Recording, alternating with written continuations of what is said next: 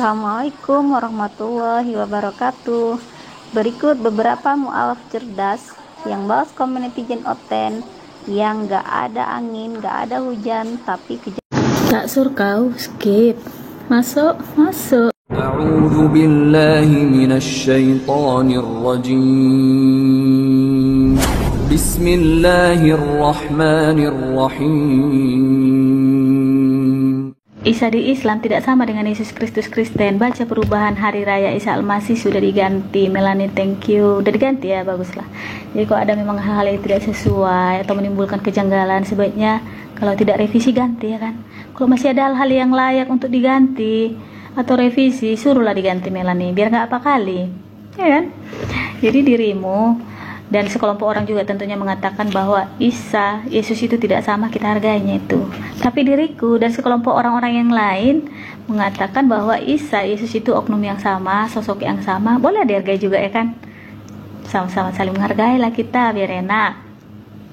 Jadi aku ikutan ke kelompok yang menyatakan bahwa Isa dan Yesus itu adalah sosok yang sama, tetapi diceritakan sumber yang berbeda. Ini alasannya ada. Yang pertama, Isa, Yesus itu lahir ke dunia tidak dari hubungan biologis seperti lazimnya kita manusia biasa ini, tetapi dari roh Allah yang dititipkan di rahim Bunda Maria atau Siti Maryam, ya kan?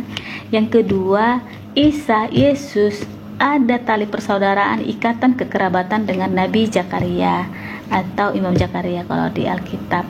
Yang ketiga, Isa, Yesus itu sama-sama nabi ataupun utusan Allah, itu tertulis di Al-Quran maupun di Alkitab. Yang keempat, Isa, Yesus itu kelak akan datang untuk kedua kalinya.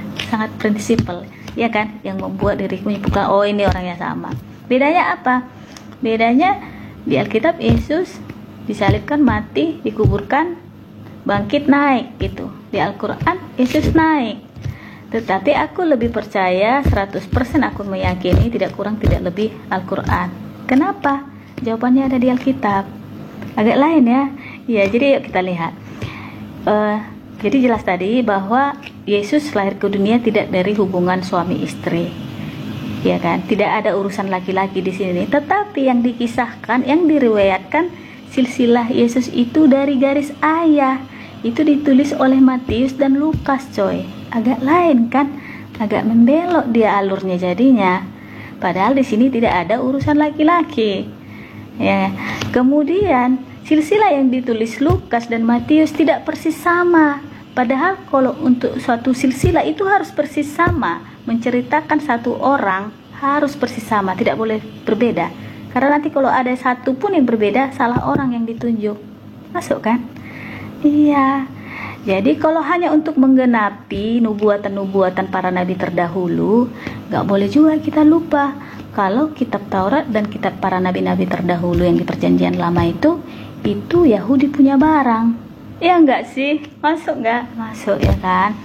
Jadi di Al-Quran yang diriwayatkan, yang dikisahkan, yang disilsilahkan ya dari ibu, dari Siti Maryam. Bahkan ada satu surah yang menceritakan, ada beberapa ayat yang mengisahkan betapa sucinya Siti Maryam ini, dan juga bagaimana proses akan lahirnya Nabi Isa alaihissalam. Bahkan ada satu surah juga yang namanya Ali Imran, itu adalah ayah Bunda Siti Maryam. Begitu dia. Itulah yang sangat masuk akal, make sense sekali kenapa aku pilih 100% tidak kurang tidak lebih percaya dengan Al-Quran ini. Di Alkitab aku percaya tapi tidak 100%, mohon maaf. Tapi di atas segalanya itu teman-teman, apapun itu, yang penting kita saling menghargainya. Apapun agama kita, apapun kitab yang kita baca, kalau kita menjalankan ajaran agama kita masing-masing, kita menghargai sesama, gak usah pun bayar ongkos 2.000, guling-guling pun sampainya, ya kan? Thank you. Baiklah, kali ini Bang Faruk coba untuk menanggapi ya komentar dari kakak Rihana Batam. Yang pertama Bang Faruk tanggapi ya perihal mengurusi agama orang lain. Izinkan Bang Faruk sedikit bercerita. Saya mendownload aplikasi TikTok ini itu hampir 1 tahun lebih yang lalu. Niat saya awal bermain TikTok ini adalah dakwah, mensiarkan agama Allah dan memberikan semangat kepada saudara-saudaraku yang seiman dan seakidah, serta menyampaikan kepada teman-temanku, saudara-saudaraku yang seiman seakidah, betapa beruntungnya mereka dengan iman dan Islam yang masih ada di dalam diri mereka, meski dengan segitu banyak ujian dalam hidup ini yang mereka harus hadapi. Nyaris di VT-VT saya yang pertama, sedikit pun saya tidak ada menyinggung agama orang lain. Kalian bisa cek atau scroll dari VT-VT Bang Farouk yang pertama kali Bang Farouk share pada waktu itu. Bahkan di awal kemunculan Bang Farouk di TikTok ini, saya masih berupaya menutupi sebisa mungkin bahwa keislaman saya dimulai dari menjadi seorang mu'alaf. Karena saya tahu jika saya memberitahukan bahwasanya keislaman saya dimulai dari menjadi seorang mu'alaf, niscaya serangan dari agama lain akan datang kepada saya. Bahkan di awal mengenal para debaters muslim di dunia TikTok ini seperti Bang Zuma, Bang Nandar, Bang Zulfikar, dan debaters muslim yang lainnya, waktu itu Bang Farouk tidak kagum kepada mereka. Karena saya anggap pemahaman dan pengetahuan mereka itu hampir sama dengan apa yang saya miliki soal keimanan saya yang dulu. Hingga pada akhirnya oknum dari agama sebelah mulai menyerang saya melalui VT-VT saya secara membabi buta. Di saat saya membuat VT atau video soal kemanusiaan di tanah Palestina. Dan bahkan mereka pun mulai mengulik-ulik apakah jangan-jangan saya ini seorang mu'alaf karena mereka melihat marga yang ada pada akun saya. Di saat cacian, makian, hujatan, hinaan yang diberikan oleh oknum sebelah kepada saya pribadi, saya tidak memperdulikan itu. Tetapi di saat mereka mulai memfitnah agama Islam, di situ hati saya mulai bergetar. Itu pun saya tidak berani menanggapi mereka sebelum saya mendapatkan izin dan restu dari guru saya. Hingga akhirnya saya menemui guru saya dan meminta petunjuk dari guru saya, apakah saya harus melawan atau tetap diam dengan kondisi seperti itu yang saya hadapi di dunia TikTok. Alhamdulillah saya mendapat dukungan dari guru saya. Dengan guru saya berkata begini kepada saya, "Wahai Farouk, lawan mereka, lawan fitnah yang mereka tebar terhadap agama Allah," kata guru saya waktu itu. Lawan mereka hingga tiada lagi fitnah atas agama Allah ini di atas bumi yang mereka tebar atas agama Islam. Dan di saat sudah mendapatkan restu dari guru-guru saya, maka saya mulai melakukan perlawanan terhadap mereka. Dan saya tunjukkan pengetahuan, pemahaman saya soal agama saya yang dulu kepada mereka. Singkat ceritanya, ya, Bang Farouk tidak akan menyenggol jika Bang Farouk tidak disenggol duluan. Karena sejatinya Bang Farouk paham, saya tidak akan bisa memberikan petunjuk kepada orang yang buta, tuli dan juga bisu.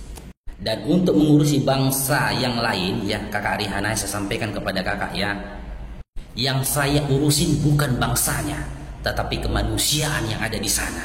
Bahkan saat ini di daerah sana banyak masyarakat manusia yang mati karena kelaparan, bahkan kekurangan gizi. Jika kondisi itu juga tidak membuat respek hatimu, Kakak Rihana, saya memahami itu. Karena sesungguhnya kekejian dan kekejaman serta kesadisan yang ada di dalam hatimu bersembunyi di balik kata kasih. Biru bidak nafika yaksa. Free Palestina. Assalamualaikum warahmatullahi wabarakatuh.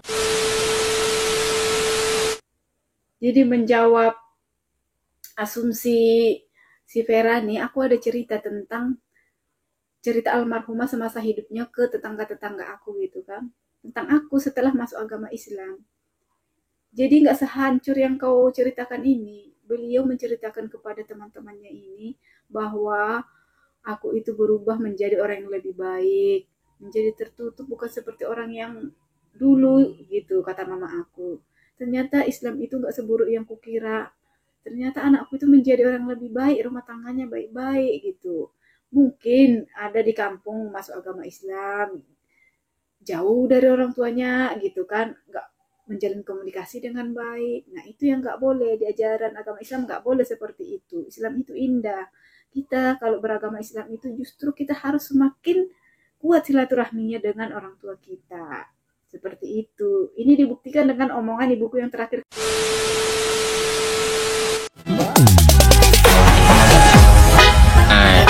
Ini parah nih.